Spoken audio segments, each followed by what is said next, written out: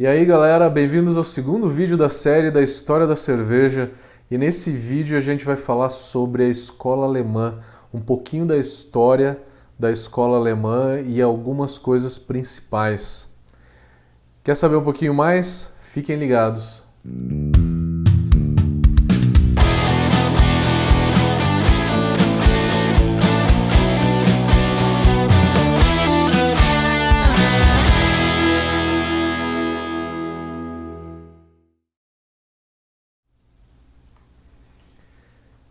Então vamos lá, vamos falar um pouquinho sobre a história alemã nessa série comemorativa de 6 anos da Brau Academy. E nessa série a gente vai passar para vocês um pincelado sobre toda a história da cerveja. O vídeo de hoje é sobre a história alemã. O último vídeo dessa série vai ser a história da Brau Academy.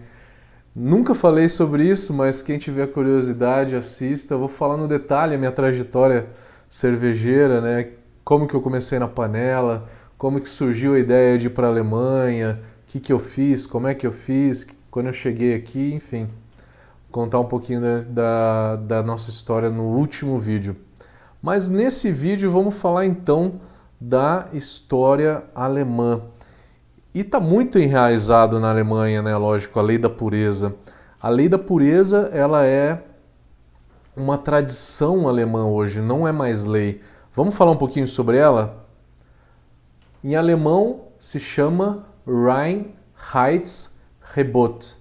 São 3 palavras, é justamente o alemão ele mistura, ele junta 3 palavras em uma só. A forma de a gente se pronunciar é Reinheitsgebot. O pessoal fala que são os 3 R's na Alemanha, né? O R, o H e o G. Lei de pureza alemã, simplesmente quer dizer isso. A lei de pureza alemã ela data de 500 anos atrás, ela já fez 500 anos, e ela é basicamente uma lei econômica. É uma lei onde que você começa lendo ela, eu não sei ler alemão, mas lógico que eu botei no Google para traduzir. Ela fala que o preço máximo de venda de um copo de cerveja, MAS, que é 2 S's, né, M-A-S-S, é o nome daquele copo que é servido no Oktoberfest, que tem 1 litro de cerveja. Então o preço de um Maß, ele não podia passar de 1 ou 2 Pfennig, que era a moeda da época. Falava que quem diluísse a cerveja ganhava uma multa de 100 Pfennig por tonel diluído, e no final dela falava que cerveja é feita de cevada, lúpulo e água. A ideia não é dizer o que é uma boa cerveja, tá? Tem muita gente que acha que é para dizer que a boa cerveja é feita só desses ingredientes. E o próprio povo alemão acha isso, tá? Na realidade era uma lei econômica, onde que se falava que ela foi feita na Bavária, né, no sul da Alemanha. Nessa lei, eles colocavam o lúpulo como principal tempero da cerveja, né? Para proteger os comerciantes do sul dos vendedores de Gruit. Gruit era aquele composto de especiarias que ele era produzido mais no norte da Alemanha. Então era para proteger o mercado local. E uma outra finalidade, talvez mais importante, era dizer que cerveja não é feita de trigo nem centeio. Com isso, a gente consegue garantir um bom preço para o pão, o alimento, que é a principal fonte de proteínas, né, da comunidade. Depois, aos poucos, a levedura foi descoberta. A levedura foi descoberta em 1760, com o advindo do microscópio. Depois acrescentaram na lei de pureza. O trigo maltado depois foi permitido. A cerveja de trigo ela criou uma certa importância que aí com o tempo depois se acrescentou o trigo na lei de pureza. A cevada não maltada foi vetada. Em 1906 passou a valer em forma de lei para toda a Alemanha e ela caiu com a entrada na comunidade europeia. A Polônia foi lá e fez uma liminar na comunidade europeia para derrubar a lei de pureza alemã, Por quê? Porque senão Polônia nem a República Tcheca conseguiriam vender cerveja deles dentro da Alemanha.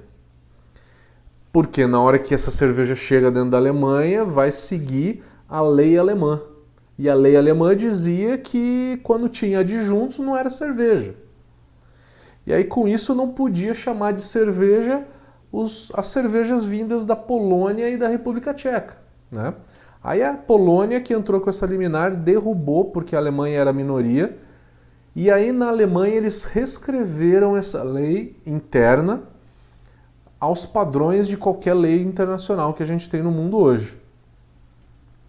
Então tá aí o cunho um pouco mais econômico para essa lei, né? Os alemães foram um dos primeiros a realmente desenvolver técnicas. E eles descobriram que se a cerveja fosse fermentada em baixas temperaturas, ela ficava melhor.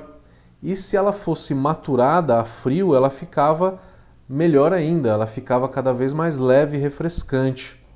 E aí eles descobriram que se a cerveja fermentada embaixo do solo, eu tinha uma variação de temperatura menor, eu tinha uma temperatura menor.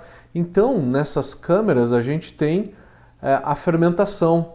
E aí passava para uma câmara mais embaixo, aonde que tinha maturação. Mas é lógico que isso só era possível com o uso do gelo. Cerveja na Alemanha era feita então de novembro a março. E aí era estocada algumas cervejas para serem consumidas no verão. A última cerveja da estação era a Märzen. A Märzen, que ela era armazenada para ser tomada no Oktoberfest. A Maibock é uma bock de maio, feita em maio. É uma Pilsen com 7% de álcool para ser diluída no verão e ser tomada. Então a produção de cerveja era no inverno, de acordo com essas câmeras subterrâneas, que com isso conseguiam fazer uma cerveja com uma melhor qualidade nessa época. Além disso, se tinha outros advindos, né, vindo da cerveja. A pasteurização veio exclusivamente por conta da cerveja. A refrigeração não foi inventada pela cerveja, mas foi impulsionada pela cerveja. Essa é a foto de beer gardens, né? Esses beer gardens eles são muito comuns hoje na Alemanha. É literalmente um jardim mesmo, aberto embaixo de árvores com essas mesas gigantes, onde que se toma cerveja. Uma região muito importante na Alemanha é a região de Hallertau, que fica próximo a Munique, 1 hora ao norte de Munique. É a maior região produtora de lúpulo hoje. A cervejaria mais antiga do mundo, a Weihenstephan, ela veio da Alemanha e é também a principal escola cervejeira e um centro de pesquisa muito importante na Alemanha. Mais uma foto de um Biergarten, essa foi tirada por mim. A cultura alemã ela se expandiu muito para a República Tcheca. Em 1848 a gente tem a criação do estilo Pilsen, pela cervejaria Pilsner Urquell, na República Tcheca, na cidade de Pilsen. Essa foi uma foto tirada por mim, na hora que eu fiz a visita dentro da Urquell.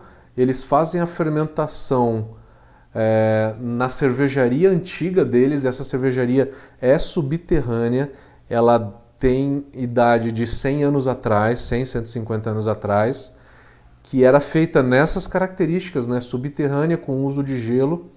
Hoje serviu de museu, eles fermentam essa cerveja ali embaixo da terra, mas lógico que não usa gelo, usa ar-condicionado então, para poder controlar a temperatura e fazer uma boa fermentação. E durante a fermentação eles vão escrevendo com giz ali a data, a temperatura e a OG da cerveja no próprio barril. Achei muito interessante isso. Tem uma fermentação aberta nesses tonéis antigos e aí depois de fermentada por 15 dias aqui, ela fica 1 mês no carvalho e aí depois é tomada. Não precisa dizer que é uma das melhores pilsens que eu já tomei na minha vida, né? Nessa foto vocês podem ver os corredores dessa cervejaria dessa cervejaria Urquell, né, na cidade de Pilsen. Vale demais a visita. E nessa foto, né, tem nosso protagonista ali tomando uma cerveja num Biergarten muito famoso em Munique. E tem essa cara, então todo mundo senta junto, misturado em mesas, então todo mundo senta junto, é um negócio super interessante. E é lógico que culturalmente a Alemanha teve muito a contribuir na cerveja. Essa é uma foto da Oktoberfest, da cervejaria Augustiner, é um galpão. E dentro desse galpão cabem por volta de 3.000 pessoas. Uma outra cervejaria chamada de Heckerpschor, uma cervejaria muito conhecida lá em Munique. E aqui a gente tem os principais estilos alemães. Eu agrupei de uma forma que eles ficassem um pouco similares, né? A gente tem, lógico, que a Alemanha é conhecida pelas lagers. A Helles, Helles quer dizer claro, é a cerveja clara com um amargor bem baixo. Por quê? Porque a Pilsen é uma cerveja clara que tem um amargor acentuado. Ao contrário de que muita gente pensa, a Pilsen tem uma lupulagem acentuada, tem de 30 a 40 IBUs. A Oktoberfest é uma cerveja só servida na Oktoberfest. Em outubro ela tem por volta de 6% de álcool. A Helles Bock é como se fosse uma Helles com amargor baixo, por volta de 20 IBU. Ela é clara e ela tem por volta de 7% de álcool.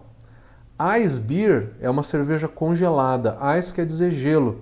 Se pega a Traditional Bock, a Bock tradicional, congela para se concentrar o álcool e aí com isso ela fica com 11% de álcool. Rauchbier é cerveja defumada, inventada pelos alemães na cidade de Bamberg. A Bock tradicional, a Bock marrom, que a gente muito bem conhece. A Doppelbock, que é uma versão dessa Bock. A Dunkel, que é uma cerveja escura, também muito tradicional na Alemanha. É uma cerveja escura, porém tem uma coloração marrom. Já a Schwarzbier é uma cerveja escura realmente, que Schwarz quer dizer escura. Cerveja de trigo lá tem diversas variações. A que a gente conhece se chama Hefeweizen. Hef quer dizer levedura. É a que a gente conhece, tá? Uma versão um pouquinho mais leve é a Lightweizen. É uma cerveja de trigo mais leve. A Crystal Weizen é uma cerveja de trigo bem leve e filtrada. Ela é bem clara, não tem aquela turbidez. A Dunkelweiss é uma cerveja de trigo um pouco mais escura, mais caramelizada. E a Weizenbock ela é bem mais intensa e mais alcoólica. E aí tem um outro grupo de ales, né, de uma forma geral, que a gente tem a Kolsch, uma invenção alemã. É uma cerveja muito leve, apesar de ser uma ale. A leveza dela se aproxima a uma lager. E aí a gente tem a Altbier, que ela é um pouquinho mais avermelhada. Ela se assemelha de uma certa forma à Red Ale, só que a Altbier tem de 35 a 40 IBUs, ao passo que uma Red Ale tem de 20 a 25, tem bem menos amargor, mas o malte, o sabor de malte da Altbier e da Red Ale são praticamente iguais. Rochen quer dizer centeio, é uma ale com sabor de centeio.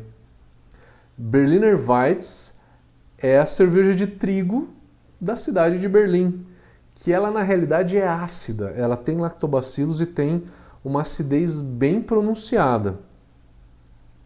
A Berliner Weiss, com adição de sal de mesa e semente de coentro, se tem a Gose, da cidade de Leipzig. Então a Gose é uma cerveja bem ácida que tem sal e coentro, que acaba deixando um pouco mais interessante do que a própria Berliner Weiss. Galera, com isso então passamos sobre uma história, uma breve história do cenário alemão. Então esse é o vídeo de hoje e no vídeo de amanhã a gente vai falar sobre história, sobre a escola belga, um pouquinho da história, um pouquinho sobre os estilos. Se vocês gostaram desse vídeo, por favor, dê like, é muito importante pra gente, para que o nosso canal possa crescer e se inscreva no nosso canal para receber outras notificações. Beleza, galera? Valeu!